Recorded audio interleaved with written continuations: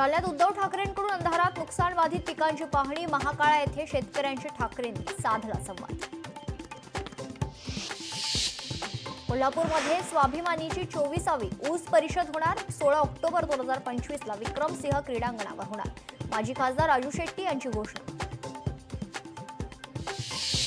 महसूल राज्यमंत्री योगेश कदम यांनी केली लातूर जिल्ह्यातील नुकसानग्रस्त भागांची पाहणी. शेतकऱ्यांना वाढीव मदत नक्की दिली जाईल.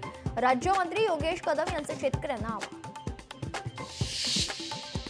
वांद्रे ते कुर्ला पॉड टॅक्सी प्रकल्प मॉडेल प्रकल्प म्हणून राबविण्यात यावा. उपमुख्यमंत्री एकनाथ शिंदे यांचे निर्देश. जळगावच्या भुसावळ तालुक्यात वादळी वाऱ्यासह अतिवृष्टीचा तडाखा. वादळी वाऱ्यासह झालेल्या अतिवृष्टीमुळे कापूस, मका, सोयाबीन पिकांचं प्रचंड नुकसान.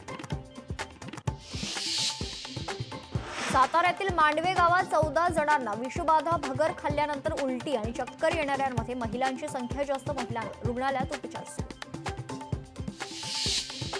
रायगडच्या सायबर पोलिसांनी केला ऑनलाईन गेमिंगचा पर्दाफाश. राजस्थानमधून एकाला ताब्यात घेण्यात आले तर 5 जणांचा शोध सुरू. 9,44,00,000 रुपये रकमेची 44 बँक खाती गोठवण्यात आली.